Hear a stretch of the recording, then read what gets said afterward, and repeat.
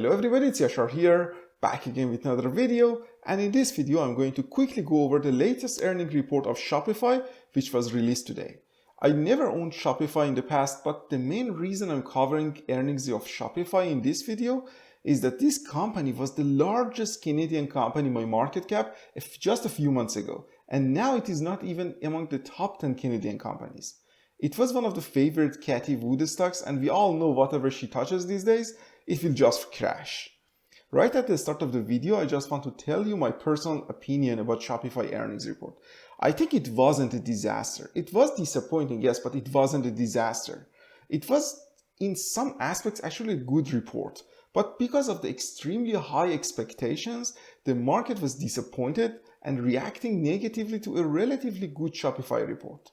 This happens when you buy a stock based on the hype and the hope for a better future, and not because of the fundamentals of the business.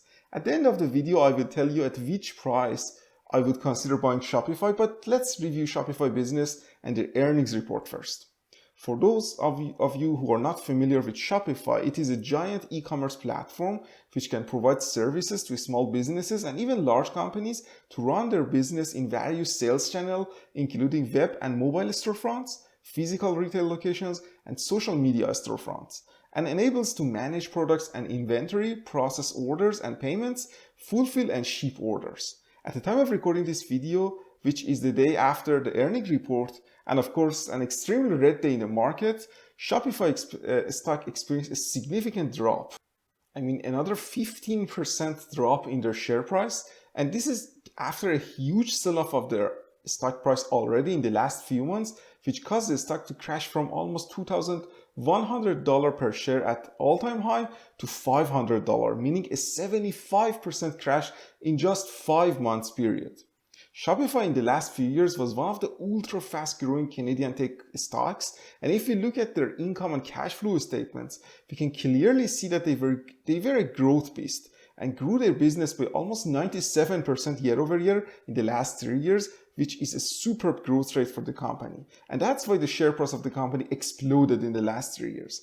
Of course, COVID effects was positive for a company like Shopify, and as the company becomes larger and larger, they probably would not be able to grow their business as fast as the last 3 years in the future. And that is something that you should always take into account when investing in a growth company.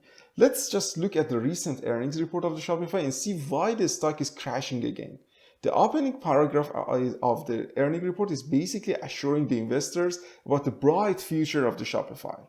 While we have experienced massive macro shifts since the start of the pandemic, the one mainstay that has been that Shopify is the commerce platform of choice for merchants in any environment, with the ability to support commerce on any surface.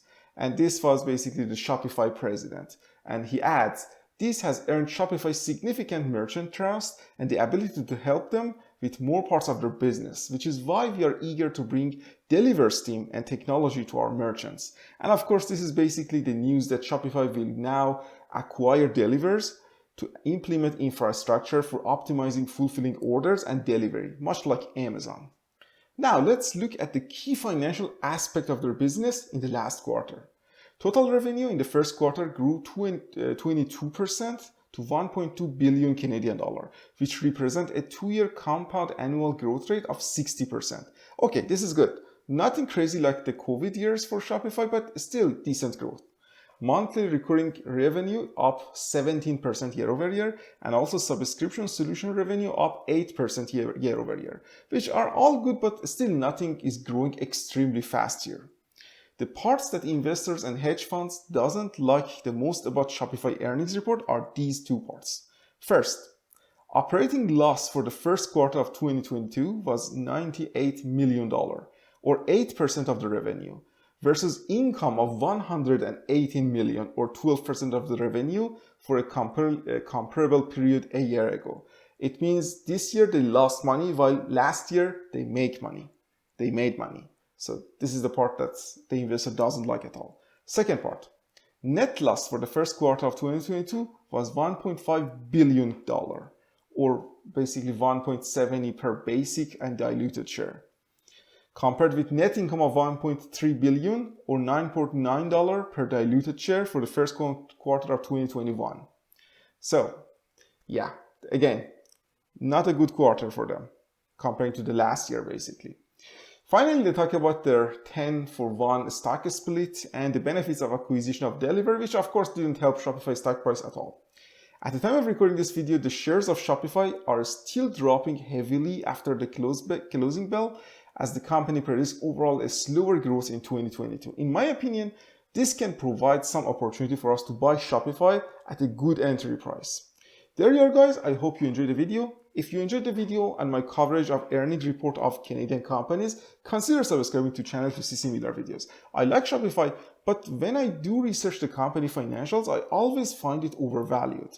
However, if Shopify share price continue to fall, I may consider buying Shopify around 400 Canadian dollar mark.